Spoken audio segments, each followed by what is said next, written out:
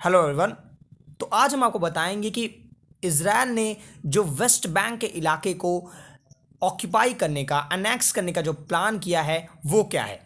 तो आपको बता दें कि कुछ महीने पहले 2 महीने पहले मई में इज़राइल ने ये प्रपोज किया कि वो पैलेस्टीनियन लोगों का जो वेस्ट बैंक इलाका है उसका 30% एरिया वो ऑक्यूपाई कर लेगा और ये पार्ट ऑफ एनेक्सेशन प्रोग्राम होगा जो ट्रंप गवर्नमेंट भी सपोर्ट कर रही है। ये देखिए आपके सामने द न्यूयॉर्क टाइम्स का आर्टिकल है जिसमें लिखा है कि इजराइल ने वेस्ट बैंक के इलाके को अनेक्स करने की प्लानिंग स्टार्ट कर दी है। तो आखिरकार ये है क्या, क्यों इजराइल इस इलाके को अनेक्स करना चाहता है, इसके बारे में हम जानेंगे। और आपको बता दें कि जब से यूनाइटेड नेशन की फॉर्मेशन हुआ है उसके बाद से लेकर कई सारे कन्फ्लिक्ट्स देखे गए हैं और Israel Palestinian conflict one of the major ऐसा कन्फ्लिक्ट है जिसको पूरा वर्ल्ड सॉर्ट आउट करना चाहता है। लेकिन अब क्योंकि इजराइल ने ये एक बड़ा मूव चला है वेस्ट बैंक के इलाके को ऑक्यूपाई करने का, इससे यहाँ का जो पीस एंड हार्मनी का जो पूरा माहौल था, एटमॉस्फेयर था, वो पूरी तरह से डिस्ट्रॉय होने की कगार पर है।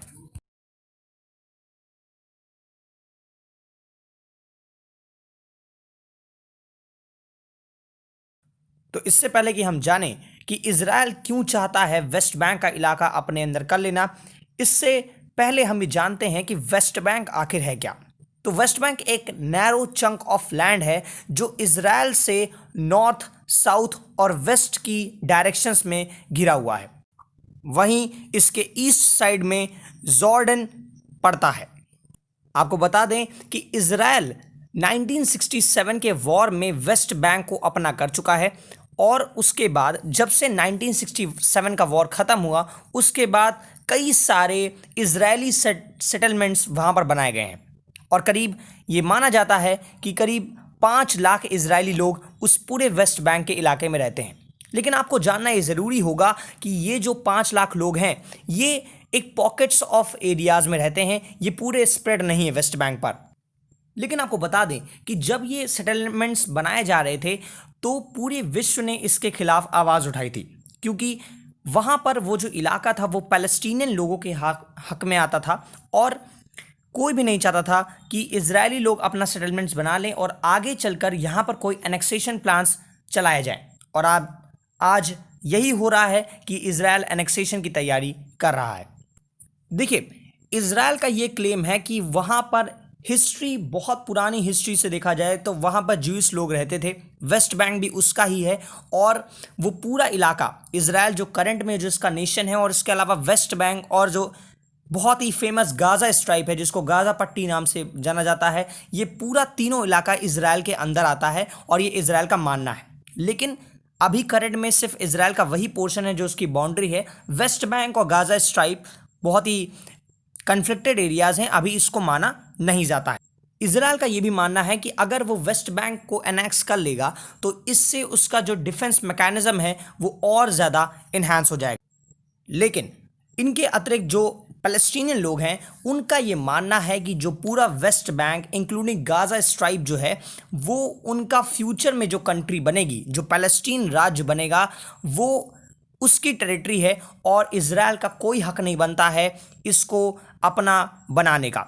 देखिए, फ़लस्तीन और इजराइल का कन्फ्लिक्ट बहुत पुराना चल रहा है, बहुत सालों से है। ये करीब आप कह सकते हैं कि वर्ल्ड वॉर 2 से इसका कन्फ्लिक्ट स्टार्ट हुआ और उसके बारे में हम डेडिकेटेड वीडियो बना सकते हैं। अभी हम इस पे बात नहीं करेंगे, हम आगे बढ़ते हैं।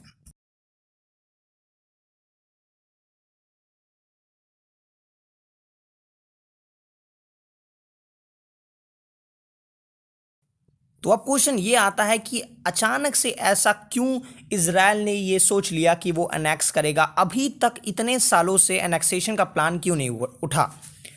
तो देखिए, कुछ ये जो क्वेश्चन है इसका आंसर बहुत ही सिंपल ये है कि इजराइल की पॉलिटिकल सिचुएशन अब ऐसी हो गई है कि वो इजराइल कि प्राइम मिनिस्टर बेंजामिन नेतन्याहू को हेल्प कर रही है। देखिए, जो इजराइल की सिचुएशन थी, पॉलिटिकल सिचुएशन, वो 1 साल से बहुत बदतर चल रही थी।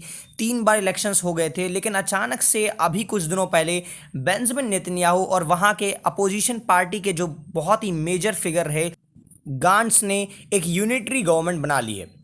बेंजामिन नेतन्याहू ने उनको डिफेंस मिनिस्टर बना दिया है और अब बेंजामिन नेतन्याहू के पास पूरा पॉलिटिकल सपोर्ट है।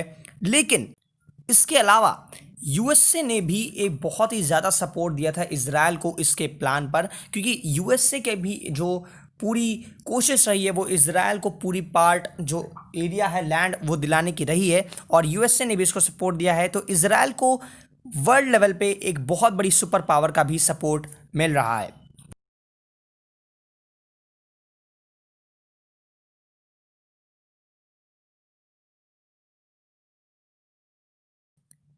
तो क्वेश्चन आता है कि इसके आगे क्या। तो देखिए, पूरे विश्व ने लगभग सभी कंट्रीज ने इसके खिलाफ अपनी आवाज़ उठाई है। कुछ कंट्रीज को छोड़ के जो बहुत ही मॉडरेट रहती है, नॉन अलाइन कंट्रीज हैं, ये कंट्रीज अभी अपना रुख नहीं दी हैं, लेकिन लगभग सभी कंट्रीज ने इसका खिलाफ अपनी आवाज़ उठाई है, एक्सेप्ट अमेरिका जो इसको सपोर्ट कर रहा है।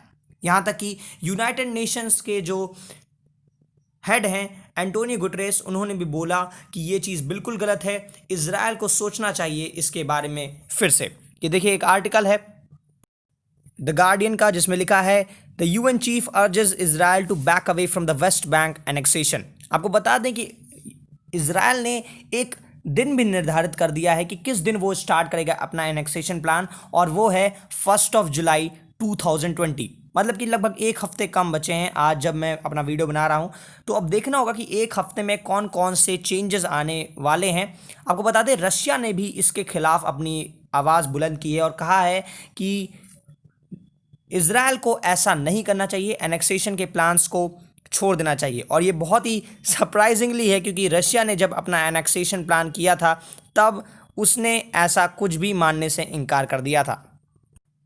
इसको लेकर यूनाइटेड नेशन सिक्योरिटी काउंसिल में 2 दिन पहले एक बात भी हुई, एक मीटिंग बुलाई गई फ्रांस के अध्यक्षता में, और ये बोला गया, इस पे बात की गई कि क्या इजराइल को करना चाहिए। देखिए, अगर कोई भी रेजोल्यूशन आता है यूनाइटेड नेशन सिक्योरिटी काउंसिल में अगेंस्ट इजराइल कि उसको ऐसा नहीं करना चाहिए, तो ऑफकोर्स जो अमेरिका है वो वीटो लगा देगा, वो रेजोल्यूशन चला जाएगा, कोई भी सैंक्शन लगाना बहुत ही मुश्किल हो जाएगा। लेकिन वहीं दूसरी तरफ अगर इजराइल ऐसा कोई रेजोल्यूशन लाता है कि हम एनेक्सेशन करेंगे, इसको सही ठहराया जाए, तो उसको भी वीटो लगाकर ख़त्म किया जा सकता है बाय रशिया। तो बहुत ही उलझी स्थिति है। दोनों ही कंट्रीज़ जो हैं, इजराइल और फ़लस्तीन, अपना अपना सपोर्ट गैदर कर रही हैं। ये पक्का है कि कोई भी अगर सैंक्शन लगाया गया तो बहुत ही मुश्किल होगा सैंक्शन लगाना इजराइल के ऊपर। लेकिन मेरी जो राय है वो ये कहती है कि 1 जुलाई 2020 को एनेक्सेशन नहीं होगा। जी हाँ, क्योंकि बहुत ही ज़्यादा वर्ल्ड प्रेशर है। अमेरिका को जहाँ तक ये सोचना पड़ेगा, और शायद न शायद एक हफ्ते बाद एनेक्सेशन प्लान इजराइल ना करे। तो चलिए एक हफ्ते का इंतज़ार करते हैं, और तब तक जब तक हमारे नए वीडियोज़ आ रहे हैं तब तक रहिए socialise with socialiser, signing off.